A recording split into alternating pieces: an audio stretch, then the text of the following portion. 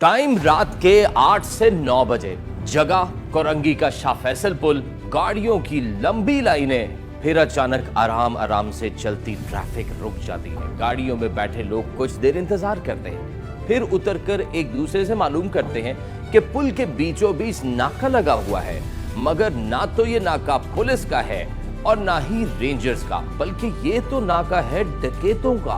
शाह फैसल पुल पर दर्जन भर क्लाशनकोव बरदार अफराद का नाका, ये नाका 40 मिनट तक चलता है और इतनी देर में हर गाड़ी, हर मोटरसाइकिल वाले से एक ही गुफ्तगू होती है, गाड़ी रोको, मोबाइल दो, पैसे दो और चुप रहो। क्लाशनकोव उठाए ये ग्रुप एक एक करके गाड़ियों, मोटरसाइकिल सवारों के पास जाता है, मोबाइल फोन, पैसों और खवातीन से जेवरात लेता है। फिर अगली गाड़ी और मोटरसाइकिल की बारी आती है।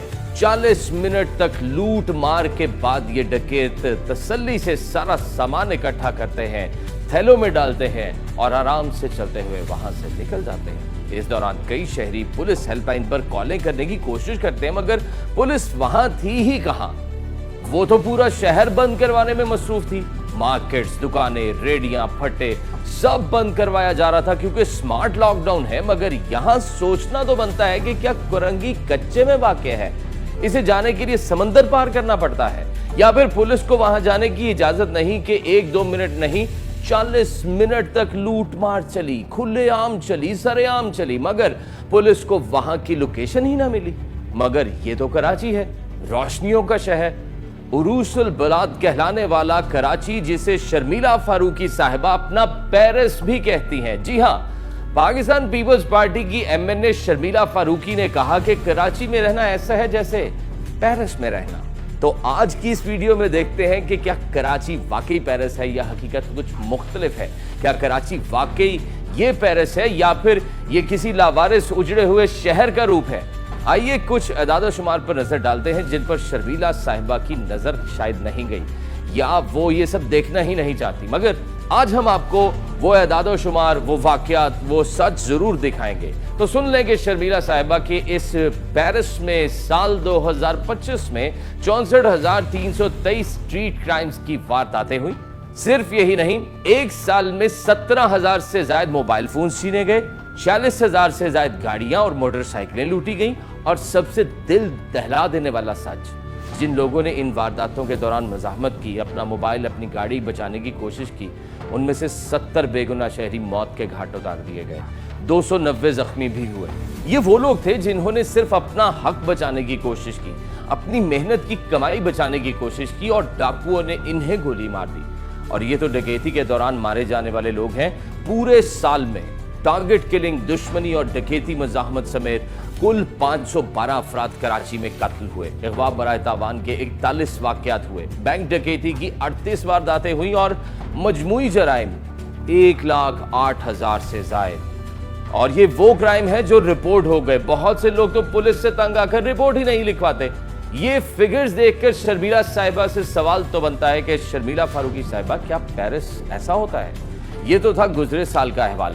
अब देखते हैं 2026 की सूरत हाल। जनवरी और फरवरी में 2 महीनों में 9,448 स्ट्रीट क्राइम्स हुए, 2600 मोबाइल फोन छीने गए, 6,535 मोटरसाइकिलें लूटी गई, 15 अफराद मज़ाहमत पर कत्ल हुए। मगर फिर मार्च में सारे रिकॉर्ड टूट गए। 3,000 से ज्यादा मोटरसाइकिलें चोरी, 44 अफराद कत्ल भी हुए। मगर कराची वालों के दुख सिर्फ अमन व अमान पर खत्म नहीं होते, वो हुकूमत और इंफ्रास्ट्रक्चर से भी अमान चाहते हैं, क्योंकि टूटी सड़कें, खुले गटर, कचरे के ढेर, खस्ता हाल अंडरपास, गंदा पानी कुछ भी आपको बीमार कर सकता है, गंदा कर सकता है, या फिर आपकी जान भी ले सकता है। शाह फैसल कराची की सबसे मरकजी सड़क मानी जाती है।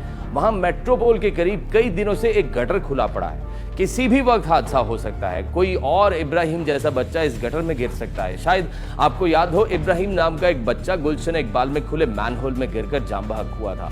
मेयर कराची ने उसके वालिदैन से माफी भी मांगी थी, मगर उसके बाद भी कई बच्चे गिर चुके हैं मैनहोल में। गटरों में भी पहिए पसकर कई हादसे हो चुके। मेट्रोपोल जैसे कई गटर खुले हैं, और शाह फैसल तो वही सड़क है जहां से रोजाना मिनिस्टर्स, ब्यूरोक्रेट्स और जजों के प्रोटोकॉल्स गुजरते हैं, मगर किसी को ये मौत का कुआं नजर नहीं आता। کریم آباد انڈر پاس کا حال بھی جان لیں، خستہ حال اور ٹوٹ پھوٹ کا شکار ہے، کسی بھی وقت بڑا سانحہ ہو سکتا ہے۔ ایسے اور کئی انڈر پاسز ہیں۔ پھر ویسٹ مینجمنٹ نام کی چیز شاید ہی دیکھ جائے شہر میں۔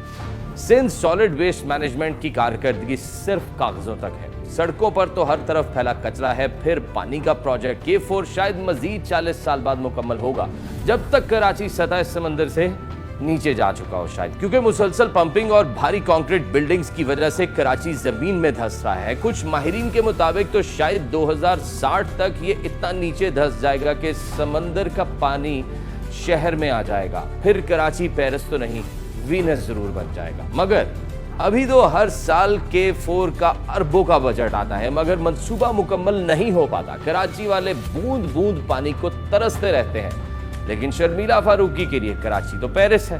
شرمیلا فاروقی کے بیان پر کراچی والے اپنے اپنے انداز میں تبصرہ کر رہے ہیں۔ شرمیلا فاروقی صاحبہ، کیا پیرس میں بھی کراچی کی طرح آدھے شہریوں کو پینے کا صاف پانی ملتا ہے؟ کیا وہاں بھی ٹینکر مافیا کا راج ہے؟ کیا پیرس میں بھی کراچی کی طرح شہری سڑکوں پر ٹینکر، ٹرالر اور ہیوی ٹریفک سے جان گنوا دیتے ہیں؟ کیا کراچی کی طرح پیرس کے نوجوانوں کو بھی سرکاری نوکریاں نہیں ملتی؟ کیا کراچی کی طرح پیرس میں بھی Sindh solid waste management board کچرا نہیں اٹھاتا؟ کیا وہاں بھی کچروں کا ڈھیر ہے؟ کیا پیرس میں بھی کریم آباد انڈر پاس جیسا کوئی شاہکار موجود ہے؟ کیا پیرس میں بھی کوئی یونیورسٹی روڈ پر کھدائی ہوئی ہے؟ کیا پیرس میں بھی بچے سیوریج کے ڈھکن نہ ہونے کی وجہ سے جان گنوا دیتے ہیں؟ کیا پیرس میں بھی کراچی جیسا قبضہ مہر ہے؟ کیا وہاں بھی الیکشن میں ایسے ہی دھاندلی ہوتی ہے جیسی کراچی میں ہوئی؟ کیا پیرس میں بھی کراچی کی جیسا K4 منصوبہ 21 سال سے نامکمل ہے؟ کچھ وقت پہلے تابش ہاشمی نے میئر کراچی مرتضی وہاب کو شو میں کچھ مزاحیہ طنز کیا تو بہت وائرل ہوا، کیونکہ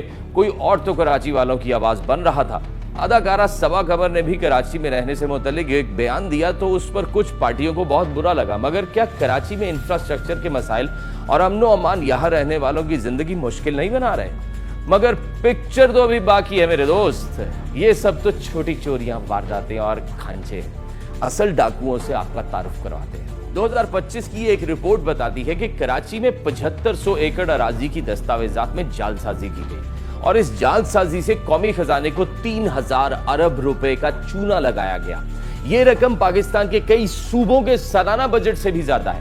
اور سوال تو یہ ہے کہ یہ پیسہ کہاں گیا، کس کی جیبوں میں، کس کے بینک اکاؤنٹس میں؟ اور جب نظام کے اندر ہی لوٹ ہے تو باہر ڈاکو کیوں نہیں ہوں گے؟ اداکارہ جویریہ سعود کی بھی سن لیں، کہتی ہیں کہ کراچی کو لاہور کا ماڈل اپنانا چاہیے۔ یہاں فلائی اوورز ہیں، انڈر پاسز ہیں، صاف ستھری سڑکیں ہیں، فعال ویسٹ مینجمنٹ سسٹم ہے، جدید ٹرانسپورٹ ہے۔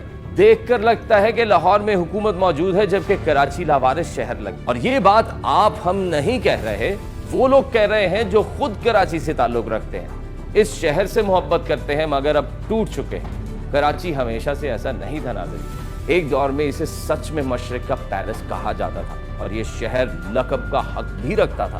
وہ کراچی جو 1959 تک پاکستان کا دارالحکومت تھا، جہاں دبئی کے شیخ چھٹیاں منانے آتے تھے۔ امریکہ اور برطانیہ اپنا مال کراچی بندرگاہ سے ایشیا کی باقی ملکوں کو بھیجتے تھے۔ اس وقت کراچی ملک کی GDP میں 40% حصہ ڈالتا تھا، اور آج وہی GDP میں کراچی کا حصہ 20% رہ گیا ہے۔ ماہرین کہتے ہیں کہ اگر کراچی الگ صوبہ بنے تو یہاں کا کمایا ہوا ٹیکس یہیں کی سڑکوں پر، اسکولوں پر، ہسپتالوں پر خرچ ہوگا۔ یہاں ایک منتخب صوبائی حکومت ہوگی جو صحت، تعلیم اور انفراسٹرکچر خود سنبھالے گی، اور یوں پاکستان کی 10% آبادی بھی اچھی زندگی گزارنے کے قابل ہوگی۔ مگر کیا ایسا ممکن ہے؟ کیا اس سونے کی چڑیا کو لوٹنے والے اسے ہاتھ سے جانے دے سکتے ہیں؟ آپ کے خیال میں کیا کراچی کو الگ صوبہ بنایا جانا چاہیے؟ کیا اس سے کراچی کی تقدیر بدل سکتی ہے؟ کامنٹس میں اپنی رائے ضرور بتائیے گا، ویڈیو کو لائک اور شیئر بھی کیجیے گا۔ آپ سے ملاقات ہوگی اگلی ویڈیو میں۔ ٹل دین، اللہ حافظ۔